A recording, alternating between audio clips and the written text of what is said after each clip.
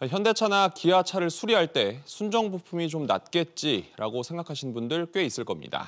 실제로 차량 제품 설명서에도 그렇게 표시가 돼 있습니다.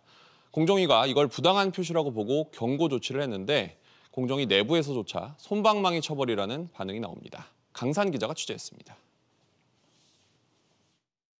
현대차와 기아는 지난 2012년부터 8년 동안 차량 취급 설명서에 자사의 순정 부품은 안전하고 비순정 부품은 고장을 유발할 수 있다는 문구를 기재했습니다.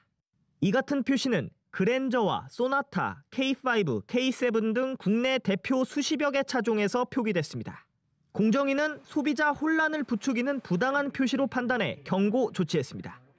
정작 이들 부품이 품질은 성능이 떨어진다는 점에 대해서는 객관적으로 실증하지 못하였습니다. 표시를 접한 일반 소비자들 입장에서는 현대 기아차의 순정 부품만이 안전하고 오인할 우려가 있다고 판단을 하였습니다. 하지만 공정위 내부에서도 제재 수위가 너무 가볍다는 의견이 나오는 등 솜방망이 처벌 논란이 일고 있습니다. 경고 조치는 공정위에서 가장 약한 제재인데 기업이 경고 사항을 시정할 의무가 없습니다. 지난 2019년 LG전자의 경우 건조기 거짓 광고로 과징금 3억 9천만 원을 부과받았습니다. 현대차의 경우 제품 표시, LG 세탁기는 광고라 영역은 다르지만 소비자 오인 가능성 측면에서 두 사안을 동일하게 간주한다는 게 공정위의 기본 원칙입니다. 공정위 소회의가 이례적으로 비공개로 진행된 것도 의구심을 키우고 있습니다.